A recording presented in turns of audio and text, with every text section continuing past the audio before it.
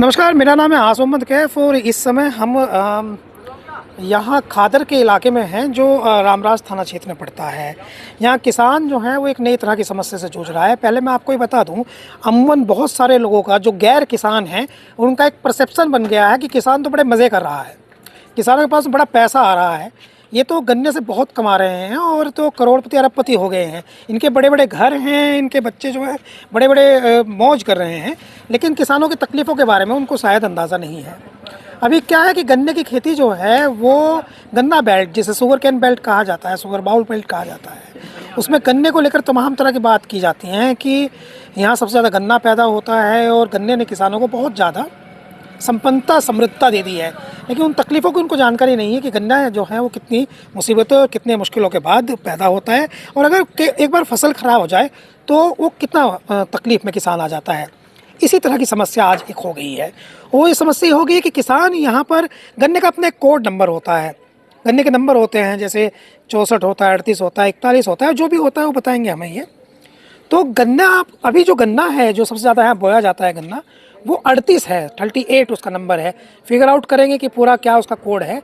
उसमें एक बीमारी लग गई है, गन्ना ख़राब हो गया है, गन्ना सूख गया है, गन्ने में वज़न कम हो गया है, गन्ने में मिठास ख़त्म हो गई है और गन्ने का रस बाहर चला गया है। तो मार्केट उसको ख़रीदा नहीं जा रहा है, मिल भी उसको लेने में हिचक रहा है, कोल्हू भी उसको लेने में झिझक रहे हैं और ये निश्चित तौर पर किसानों के सपनों के मर जाना जैसा है। जैसे उनकी उम्मीदें हैं, जैसे ही गन्ने की फसल आती है तो किसान के मन में जाता है कि स्कूल सोचते हैं कि अब बच्चों की फ़ीस आने लगेगी, फ़ीस रोक के रखते हैं, स्कूल में किसान की गन्ना बिकेगा तो वो फ़ीस देंगे।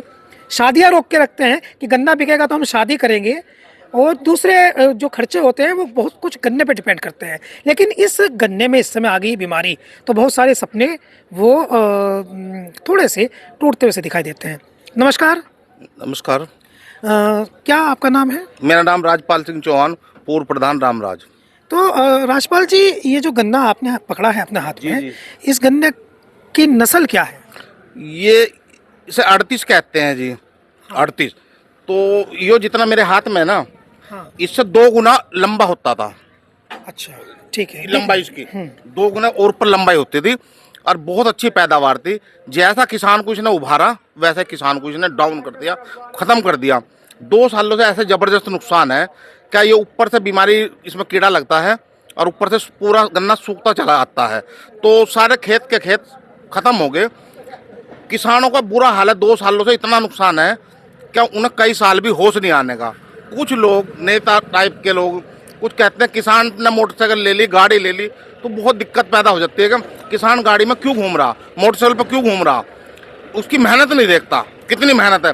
अब 2 सालों से वो अपने बच्चों की नहीं तो फीस दे सकता, न ब्याह शादी नहीं कर सकता, बहुत सारी ज़रूरतों के काम, हारी बीमारी बहुत नहीं पूरे कर सकता। तो इतना नुकसान है फसल का बहुत ज़्यादा। और नई नई वैरायटी आ रही, और भी देखी, जो 1-2 वैरायटी बो के 35 बो के देखी तो वो बिल्कुल ही बैठ गई, एकदम ख़त्म होगी। तो मिल वालों को भी कह रहे कि नई नई वैरायटी लाओ, दो कोई जो खद्दर में चले, पानी में चले, नुकसान ना हो। तो बस आश्वासन है, देता कोई है नहीं, बाहर से अपने आप ही किसान को ढूंढ ढांड के लानी पड़ती है। जो तो आपकी कितनी ज़मीन है जिस पर गन्ना बोया था आपने? मैंने बोया था 30 एकड़ में ज़मीन गन्ने में। उसमें मेरा 10 एकड़ तो बिल्कुल ख़त्म हो गया, उसमें कुछ भी नहीं है, आग लगाने लायक है। क्या कह रहे हैं? आग लगाने लायक है, वे जलाने के काम आएगा, उसमें कुछ नहीं है। मौके पे चल के दिखा भी दूंगा खेत को खड़े हुए को। कितना समय लगता है इसको तैयार होने में? तैयार होने में लगते हैं 8 महीने। 8 महीने। हाँ, और कितना पैसा गिरने उड़ने का नंबर होता है तब तक 10 महीने, 12 महीने तक भी पहुंच जाता है। जब लास्ट हो जाता है तो मार्च अप्रैल लो। गन्ना बोने से लेके जब आप टुकड़े कर करके उसको रोकते हैं तब से लेके 8 महीने तक आपका कितना पैसा वो हमें पैसा खर्च हुआ? खर्च होता है। नलाई, खुदाई, डसाई, इसमें जो है स्प्रे, दवाई इतनी होगी, पेस्टिसाइड इतना हो गया, होने लगा, तो तब भी ये बीमारी रुक नहीं रही, खत्म नहीं हो रही। अच्छा, पेस्टिसाइड्स के बारे में मैंने कहीं सुना है, मुझे करेक्ट कीजिएगा आप, कि पेस्टिसाइड्स जो हैं वो नकली आ रहे हैं, वो असल नहीं। जो इसी वजह से तो फसल मर रहा। किसान गया, रंग चढ़ाया, मिट्टी बेच दी, वो मिट्टी बेच रहे और पैसा कमा रहे हैं। जो कुछ लोग जो बिजनेसमैन हैं, जो कुछ नहीं थे, हम अपने छोटे से कस्बे रामराज में कुछ नहीं थे, आज वो करोड़पति हैं। और किसान की हालत, उसके हाथ में कटोरा आने की स्थिति है। यो कंडीशन। ये सरकारी अफसर जो हैं ये नकली पेस्टिसाइड्स बेचने वालों को पकड़ते नहीं है। कोई कुछ नहीं, सब मिली भगती है, उन्हें मिल जाता है कुछ ना कुछ, कोई कुछ कहता ही नहीं उन लोगों को जो है। ये तो सरकार से इतने पेस्टिसाइड मिल नहीं रहा, और डाई अभी वो किसान को डाई चाहिए थी गेहूं के बुआई के लिए, गेहूं के बुआई डाई का कोई इंतजाम नहीं है। सरकारी गोदाम में कोई एक कट्टा नहीं मिला किसी को, मार्केट से खरीद रहा वो नकली। हाँ, डाई का तो वो चल रहा है ना आजकल, वो उसका अखिलेश यादव जो समाजवादी पार्टी के नेता अध्यक्ष हैं, वो रोज एक ट्वीट कर रहे हैं कि खेत का डीएपी का लाइन लगी है लंबी लंबी। है ही नहीं है, लाइन लग रही है वहाँ, कुछ गोदाम में कुछ है ही नहीं। वो कह रहे रैक लगेगी डीएपी की लगेगी। अब ये नवंबर का महीना है, इसमें गेहूँ बीजते हैं लोग जो है। अभी इसमें नहीं बोगा, फिर जनवरी में जाकर बोगा तो उसमें कुछ नहीं निकलने का। कहाँ चले गए डीएपी है? डीएपी तो जो है आती है क्या रामराज में हमारे सरकारी गोदाम है, गन्ना सोसाइटी का, कोऑपरेटिव बैंक के जो है संस्था है वे, उनसे मिलता है हमें किसान को।